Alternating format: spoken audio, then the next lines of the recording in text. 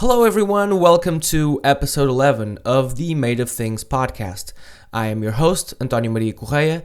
I apologize for getting to you a little late this week, as I have been busy trying to manage my time and myself really, which is a rather emo thing to say, but comes in very handy for this week's episode since the guest on the show is the wonderful American football. And I mean the actual sport, so there will be a lot of Peyton Manning and NFLing and Pittsburgh Steeling as well. The Pittsburgh Steelers, I guess, are an adequate reference for American football in this year, in 2015, for someone like me who hasn't really been in touch with the sport for about 20 years now, give or take. Plus, New England patrioting is a terrible joke. But of course, I was only joking. What I meant by American football was the amazing Mike Kinsella band, not the actual sport. I am such a tease. We'll get to American football again in a little bit, since there are a few things I would like to address first. Okay, so my intention is for Made of Things to always come out on Tuesdays, which wasn't the case this week. This is still a podcast without any money involved, so I still have to record it when I come around to it. Much like Billy Joe does, I record the podcast when I come around to it. That's what Billy Joe and the guys from Green Day used to say. When I come around. So there was Billy Joe, and you have that Trey guy, and I can't remember his last name. It was something like not Trey Songs, maybe Trey Brule. Not Trey Brule. No, the guy's name was Trey Cool. That's what it was. I could have gone online and sorted that out, but try to flex my memory a little bit. Trey Cool. Ugh. Okay, and the other guy was Matt, I think. I feel like his name was Matt. So yeah, that was his name. Definitely Matt. Okay, so another thing which is American, other than American football, that I wanted to talk to. Yes, I will talk to it. Gee, I hope I will get an answer. But no, the other thing which is American and important is last week's premiere on Netflix of the prequel to the 2001 movie Wet Hot American Summer, which is Wet Hot American Summer, First Day of Camp. The people behind this are David Wayne and Michael Showalter, who wrote and directed the movie and the new series. They were part of things like The State back in the 90s and Stella in the 2000s, and or the Naughties if you're from England, or the Dois Mis if you're Portuguese. That's a tiny quip for the Portuguese people. And basically anything Wayne and Showalter and Michael Ian Black are involved in is something I will recommend, much like anything in which people from The Stake take part. This is an absolutely free plug, which isn't at all for myself. This is just me letting you know about, things that are really good and things that I really like, which is, basically what I do in my life with the interviews and stuff. Guests on this podcast are basically recommendations given by me of things that I find excellent. But if you need more than that in this case, the cast in Wet Hot includes talent like Amy Poehler, Bradley Cooper, Elizabeth Banks, Paul Rudd, on top of an absolutely fantastic choice of comedians, which will probably cater to you if you like comedy that is both very dumb and very intelligent at the same time, while having a very meta outlook of the whole thing. Sophisticated comedy, really. So if you're listening to this podcast, I guess that there's some overlap in the audiences. I don't know. I hope so. That would be a really good sign for me. Okay, so the new series of First Day of Camp features one of those special scenes which don't seem to come across very often. So on episode number 4 of the series, look out for the character Logan St. Bogan, or St. Bogan. Logan St. Bogan, who is absolutely incredible. So that scene, guys, I'm not going to spoil anything, so you guys check it out, okay? Okay, but back to American football. I interviewed the guys at Primavera Sound in Barcelona a couple of months ago. Again, yes, here I am talking about Primavera Sound in Barcelona. This means this episode is in line with the previous episodes done at Primavera Sound. So this episode officially qualifies as an episode that is part of the Primavera Sound sessions. Please go listen to the introductions on the previous few episodes to really know what I'm talking about. Can I call it the Primavera Sound sessions? Of course I can. It's my podcast. But just because I can, it doesn't mean that I should. Oh boy. Such decisions to make. Should I call it the Primavera Sound sessions? Sessions is actually... I need to say something. Sessions is actually one of those words with which, at least I find, no one seems to think there is anything wrong. But sessions is inherently corny. Even in jest, I think I die a little bit inside whenever I say sessions or moments. So, okay, so you say to me, Antonio, aren't you really, kind of stretching it with being picky with words here? No, I am not. So, shut up, please. Sessions felt new about 10 years ago, and I think is now just cliche, like moments on the other hand. Moments, the word, is perfectly fine when used in a way that is not central or completely germane to the phrase being said. I'll give you an example. The sentence in a few moments, has absolutely nothing wrong with it. But whenever you try to give a more meaningful or inspirational feel to the word moments, it becomes sort of terrible. Examples of this are used in ads, product slogans, product, tags, or even on your iPhone, iPhones, if you weren't aware, the picture app on your iPhone is called Moments. Which is,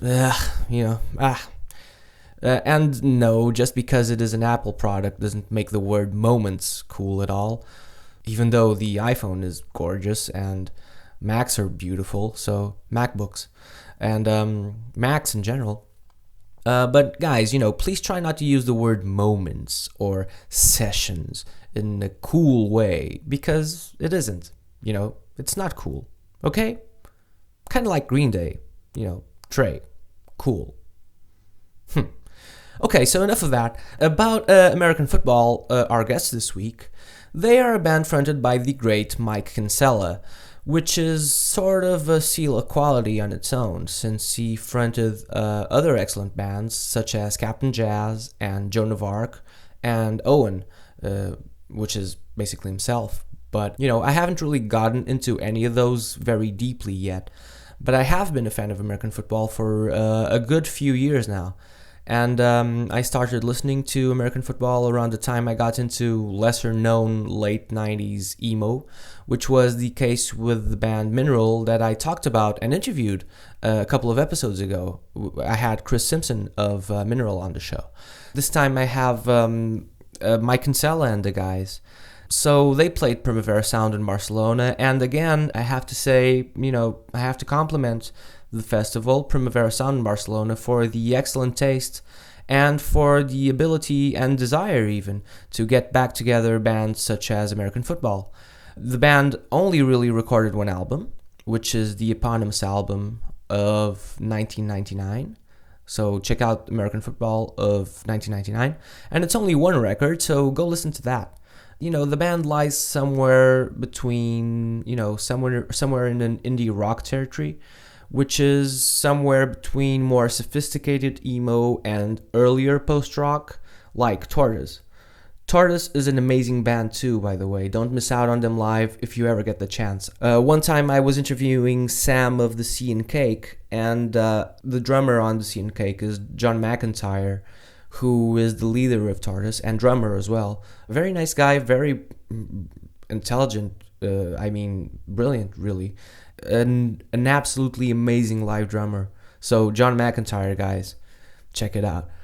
This ties in because I think Tortoise was really an informative band in terms of American football as well, even though they aren't really very far apart in time in the 90s. But, I really, really liked meeting the guys of American football and talking to them. So joining me, we have Mike Kinsella, Nate Kinsella, Steve Lamos, who is hilarious, by the way, and Steve Holmes. And Holmes is a huge comedy podcast fan, so we talk quite a lot about podcasts during this podcast, so it ends up being kind of meta as well sometimes. So, later American football played an excellent show. I don't know if I will ever get the chance to see them live again. Probably never, really. So that was awesome.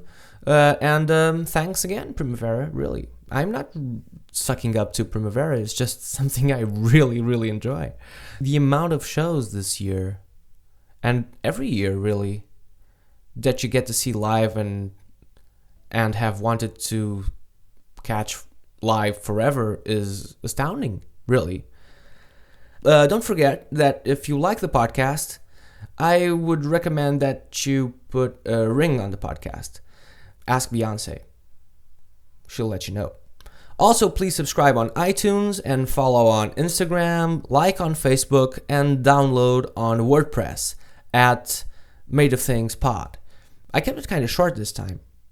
Imagine if you're someone from 20 years ago. What were those words? Like subscribe is okay, but iTunes?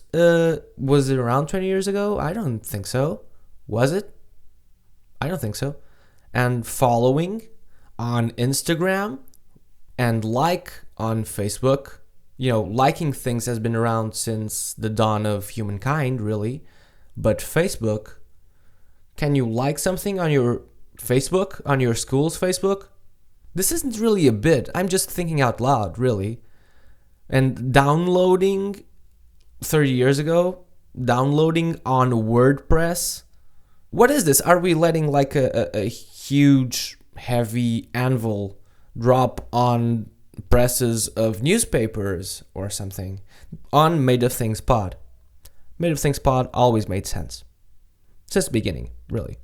Okay, so enough bullshit. Let's get to American football. And by the way, their friend Chase is there. He's doing like their tour management and stuff, and he's a music guy doing lots of band support. So he chimes in every now and again. So please enjoy the episode with the great American football.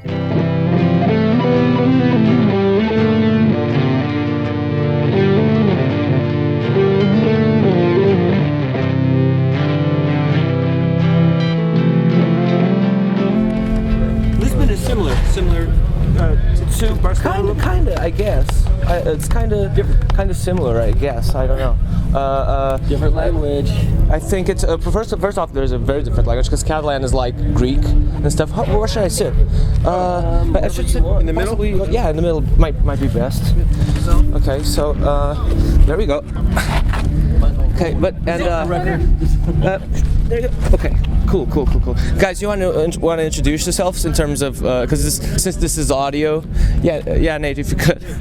Okay, so you guys want to introduce yourselves so people recognize the voices? Hi, I'm Mike. I play guitar and sing in American football. Oh, sure. Your name is enough. People can, if they're not sure who is who, yeah, exactly. If they're not sure who is who, like, just Google, and just name is enough. I'm Nate Kinsella. Steve Lamos. Steve Holmes. There you go. And this is American football. So, guys, what's it like being here at Primavera? Was this your first time at Primavera? First time. I think we keep talking about how we're all going to move here. We love it. We're having so much fun. It's great. And so far, when did you guys arrive? 2 days ago, or yesterday? I don't know. Yeah, it feels like 2 days ago. It's been active, yes, but it has been wonderful. Nate spent a week in Madrid, or more than that, just before this. So, and how was that like? It's got a much different feel than Barcelona, but it's still amazing. Feels a little more dense population-wise, but still really fun.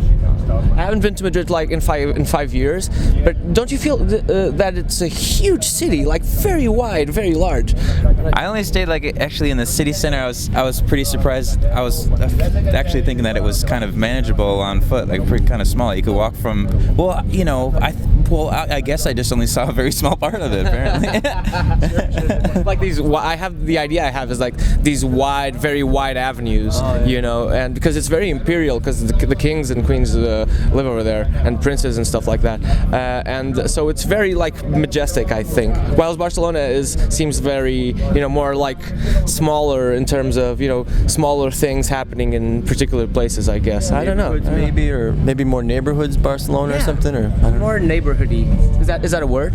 It is now. It is now. Yeah. Just kind of. Well, I need to you know, have some rights on that as well. So in America, that means your friend's sweatshirt is your neighbor hoodie.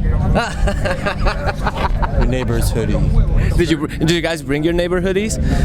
Oh no. No. Okay. So no neighbor hoodie-less at Primavera. So guys, so never been to Portugal? No, never been to Portugal. Oh. No. Chase has been? No, Portugal. Okay. And so no idea, and no invitations ever to play in Portugal, for instance. Maybe after this interview. I hope so. I hope so. Isn't that what you said? That we were going to get to come if we agreed to do this? I'll try to book you guys, but no promises. But you know, yeah, there's a lot of my friends like you.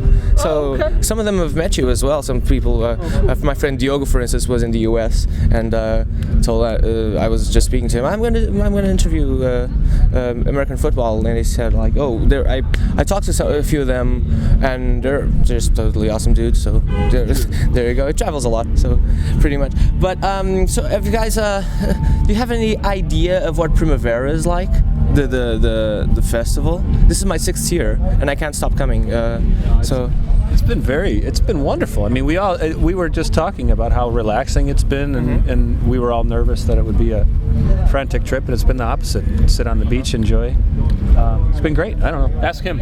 Yeah, it's beautiful. I mean, it's a beautiful city. Mike and I we were talking when we landed. We're like, oh, we're only going to be on the ground for 40 hours before we have to leave. But it's been a really good time. Awesome, fantastic. And the weather is nice as well. Not too windy. So, do you have any will to try the nudist beaches? No, we saw. Yeah, it was my first time today, and I have no will to try any. Yeah, no. Got around today. Did you go full Monty at the beach? No. Do they have those in Portugal? Not so much. They're hidden, you know, but not so not very public. It's really weird for Americans.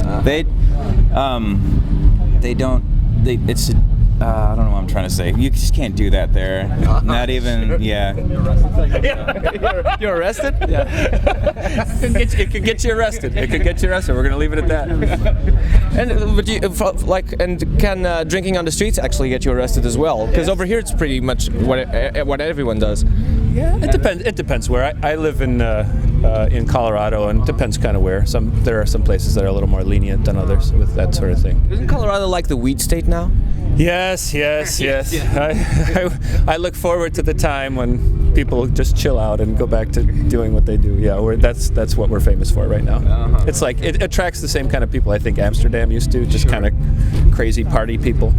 There's like a huge percentage of weed stores, and it's tiresome. Yeah, I look forward to when it's just back to the way it used to be. Yeah. Isn't that what you always look for in things? Yeah, sometimes, especially as old people. I just want it how it used to be. That's all. Sure. So you guys are now with American football, but for instance, how do you decide, Mike, where you're going to go in terms of what sort of band you're going to play with for the time being? Like since the American football took off, we book it so far in advance because there's so many kids and cities involved and travel that so my calendar was pretty booked then for about a year or so, and it's sort of winding down. We can sort of see the end of what we had scheduled, and just about now I'm starting to look at my clock and plan some other stuff with other bands. Sure. Yeah. So, how long are you going to take? You guys think about that you're going to play with American football for now? We have a few shows booked now. sort of sporadically through November. It's the last one set up, and I think we'll probably finish the calendar year without taking on any more. Okay, sure. And then I think we're gonna see what's up.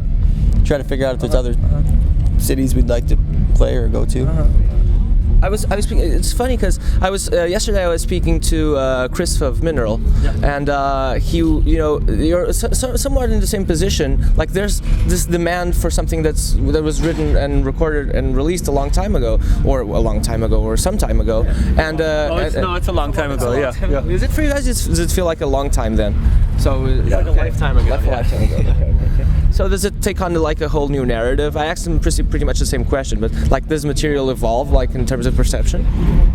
Yeah, I mean, just from like singing it and stuff, I was kind of dreading it, like, oh, am I gonna?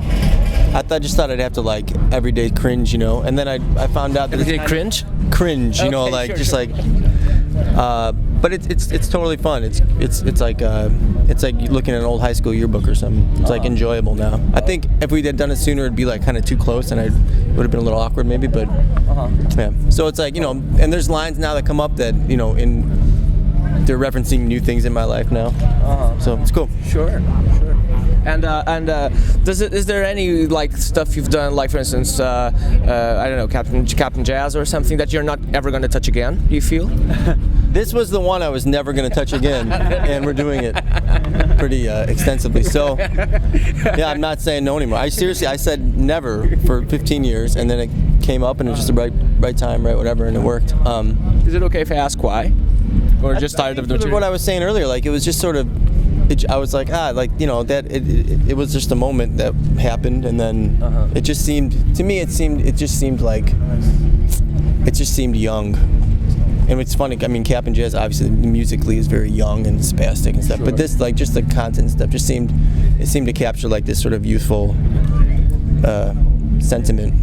And so, but now, as an old guy, it's kind of like, oh, that's cool. Like, I can look back fondly now. When do you guys start calling yourselves old? Like, when does someone, like, you're only like 5 years older than I, so. Yeah, I don't know. Do you have kids? No. Oh, well then, okay. So Oh. you answer your own question, yeah. Okay. As soon as one comes out, you'll start calling yourself old. That's exactly what happens. It is like, I drop my kids off and pick them up at school every day, and it's, a lot of my interactions now are with, like, it's all parents and parent talk, and you feel, you feel old when you come to like this fest and all the other bands are like partying and hugging each other, and you're just like, oh yeah, I gotta be home in 13 hours and I gotta change diapers. You feel old when there are bands ironically named dads. Oh. And like, you are dads, and it's like, there's nothing ironic about that. That's right. Right. And it's like, we're actually, Nothing about that. Or like when in college you'd wear like number one grandpa t-shirt, and it's like, the clock is ticking on number one grandpa t-shirts. or like if you're at a restaurant and you're talking to a girl and her mom, and you can't tell if is one of these girls flirting with me, like you don't know which one, so it could have been either. Like, what is going on? And it's been, I hate saying this, like I feel like I'm dying inside a little bit, but like Please continue. Please continue, but like it's Death is our specialty. Excellent. But like the idea of the death bottle or something, it's it's wretched, whatever, but it's coming. But like there's some dad fixation, as you're saying. Like, don't you feel like there's a dad thing all around? That, like, even not so much as the way you're saying, but like people really acting like dads. Really, is that what you mean? Acting like dads? Yeah, like behaving like dads at a young age, I guess. Like a dad thing. People who were born dads. No, your children force you into that role. Yeah, whether you like it or not. No, I was kicking and screaming the whole time, but you have no choice. So even though you can willfully you can't be a granddad at like 17, I guess. I don't think so. It's fun though, being old and having kids whenever. That makes this a lot more fun. Just the 3-4 days we get to do this in a row, it's like, it's a little vacation, and then go back and be grown-ups. It's awesome. This is as fun as it gets. So is it more fun now? I think it's way more fun now. I don't know. You have to ask these guys. For sure, yeah. I think we're old enough now that we're kind of, removed from it. You know, it's a lot of distance from when we made the record, and I think now we're old enough to appreciate it and take it for what it is. The live shows are. I think they're fun. I think we're playing bigger and louder, and it's a blast. It's never not fun. And That's another podcast, though. Almost. Never not funny. Oh, okay. Oh, well, it's sometimes it's not funny. We tell bad jokes, but I wish I was never not funny. My podcast just started this week, so there you go. oh, okay. Started yesterday, actually, with Mike Watt. So. Oh, no kidding. Oh, congratulations. He's the best. Yeah, he's an awesome guy. Boy, he's been at it. Yeah. He's been at it a long time. He's old. Yes. No, that's great. Congratulations. Super dude. Speaking of podcasts, you guys are in Comedy Bang Bang.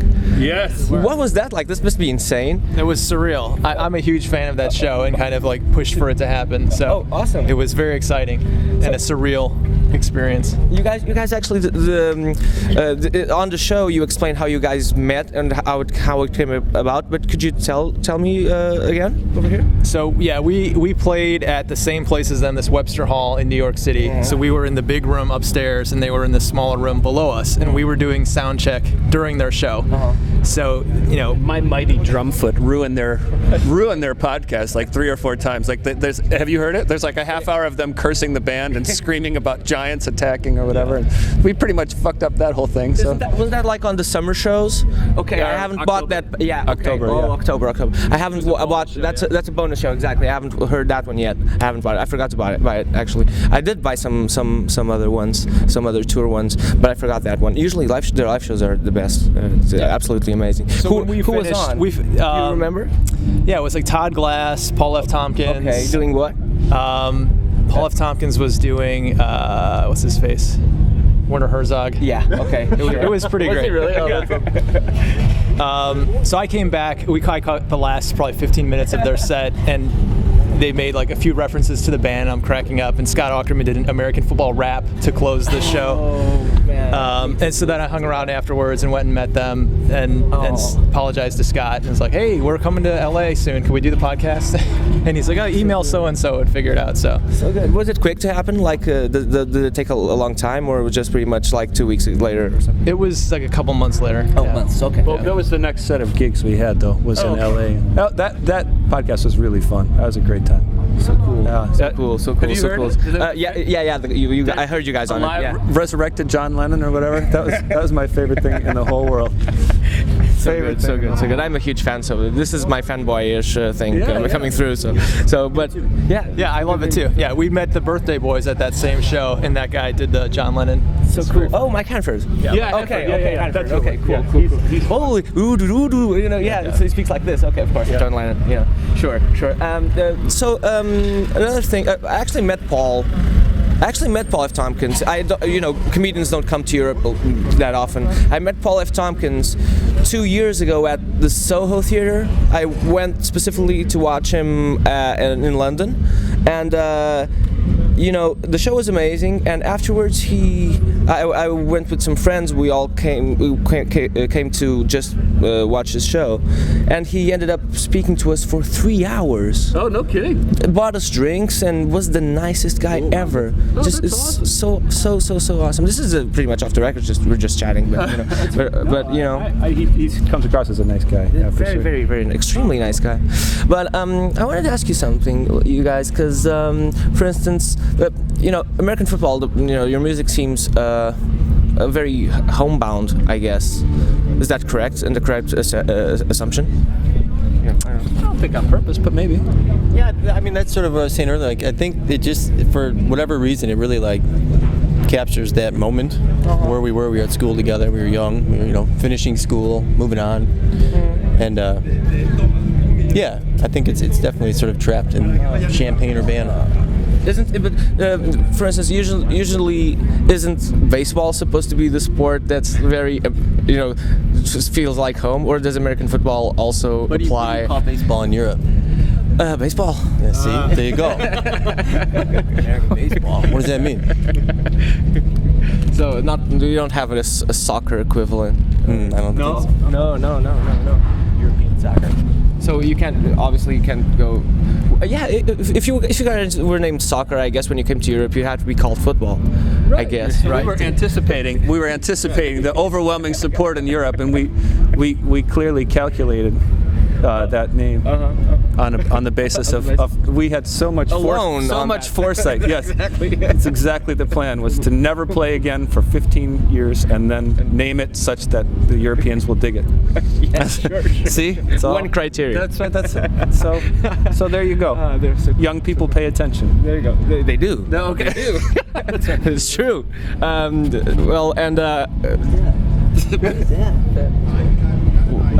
no. No, it's fine. It's fine. Guys, this podcast is called Made of Things, and the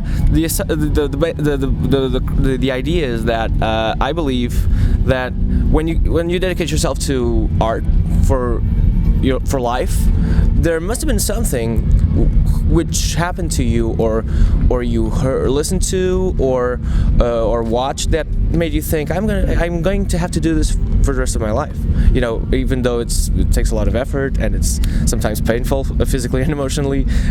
What was that? What triggered that for you guys? I guess individually, because this is, you know. I think just the fact that my introduction to being in bands and playing music was like the DIY indie punk scene or stuff, and it was just so. It just influenced, it was such a social thing. It was so, I was so impressed by it early on. As you know, my mom took me and my brother to see Fugazi. We were in high school or college or something, and she baked them a cake and she gave it to him and said, "You guys have been such a great influence on my kids." And it's I think it's true. Like, if I had gotten into I was into heavy metal and stuff, but I feel like any other scene like that, you know, I'd be like, well, I don't really want to be like a Deadhead Burnout dude. Sure. Or a fish. So it seemed like, you can grow up and be like a thoughtful person and still play rock music and have fun. So it was easy. Wow. What about you? I can't remember what first triggered it. I guess I was attracted to the sort of reckless nature of it, of playing music. I don't know. I'm actually more of a drummer than a bass player, and that was a way to get aggression out, but have it still be constructive and creative, and it's something you could do with your friends. And I think that's what pulled me into it. So a desire to be a one-man destruction unit.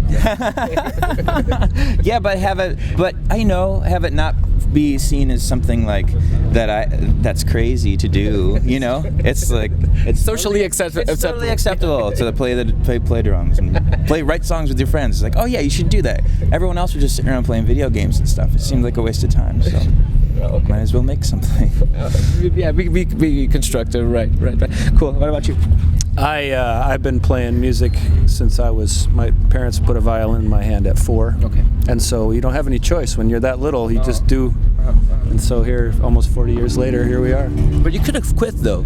Yeah, no, not in our house. You couldn't. Okay. I tell a story all the time. We practice every day. My brother's 18th birthday, I was there. I'll never forget it. He called my old man down. He said, "Hey, come listen to this, because this is the last time I'm playing this goddamn thing." And he's 36. He's never touched it since. That one time. My dad's dead 10 years. I asked him. I said, "You played the piano ever?" Fuck no. So that was our family. We practiced. But no, once you're in, you're in. No, but I did. I performed. My dad had a dance band. I started performing with him about 7, and it's just got in my head. You know, I could never we have these guys play all the time in this scene. We sort of, I played a lot in Denver, but not this music. But you can't not do it. You've always, even though you weren't performing, you still played too. You can't not play. I mean, this is part of who you are at this age. You're stuck with it, you know. Sure. I'm grateful. I'm going to try to. I don't know if I'll torture my kids the same way, but I'm going to try to see if they like it, and if they like it, I'll make them do it too. But even then, you've been playing for many years, but then when you're 12 or 13 or something, you listen to something and you go oh no, this is what I should be doing, right? You know. Yeah. No, music. I hung out with the band geeks, but that was real important for us. We spent a lot of time listening to records and smoking cigarettes or whatever kids do, but we took it real seriously. And I came to this much later in life. I mean, I was probably 18, 19 before I heard Mike's band or anything else, but I loved You played drums and you were like 18 or 19. You taught yourself how to play drums. I was like 21, but I played immediately awesome. I appreciated what I liked so much about this music is like people would just do it. I was studying trumpet for a while, like at college, and I just got I wasn't that good, and then I got pissed off at everybody, and I would just act like an asshole. And then this scene was like, doesn't matter, just go play. You know, one day I said I'm a drummer, and I joined some shitty band, and we play.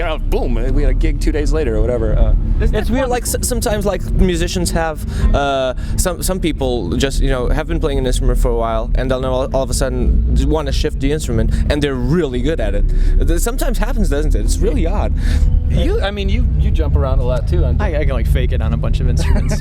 Fake all instruments. Yeah, sure. When I quit trumpet, I quit music for a couple of years, and I picked up the drums. I was just like, it was like a gift, I felt like, like Nate was saying, sort of just I could be pissed off and have a good time, and nobody cared, and it was the loudest thing in the band, and it felt good. So it's been a real gift, and then to be able to come do this is so awesome. All these people in the same boat. This is the best. So chill and stuff. One last thing, guys. Do you feel like I should have asked this question earlier? But do you feel like 1999 or 98 were particularly angsty years? I don't know, because it seems angst-ridden. For us, or for like in general, like the world, or like indie rock, or. I mean, I guess it's for your own perspective, but I guess you have a whole outlook on it. We were the right age to be angsty. And our peers were all that age, so I guess it does to me, but I don't know if the world would. I don't know if my dad thought 99 was a very angsty year. There's a weird, certainly felt like that to me, I guess. There is a weird interest in 15 years ago right now, or whatever it is, like there was a lot indie-wise going on at that time. I mean, in some ways you can see what's long-lasting, like Tortoise and Sea and Cake and all those bands were doing. I still love Tortoise records, and I think they're best. I saw them here. Yeah. So there's something special. Who is this guy stealing my trumpet shtick? I thought I was the only person allowed to play that shit at this festival. So who is this? I heard it. Oh well, Beanie. Oh shellac. I gotta find out who this is. But they built their own. Punch somebody in the lips. Foxygen have trumpet? Oh, I didn't know that. But they're more wild, aren't they? It sounds like it's pretty upbeat. Oh, well, so all the more reason I have to find out about this I Foxygen. knew them. I just knew the name. I don't really care for them that much, really. This is a packed lineup today. Okay, but guys, we're pretty much done. So there we go. Yeah, man. Awesome. Thank you for your Thanks, time. man. Appreciate it. Thank you for your time. You look exactly like my cousin. I felt very comfortable. Really? Like the spitting image of my cousin. So very familiar.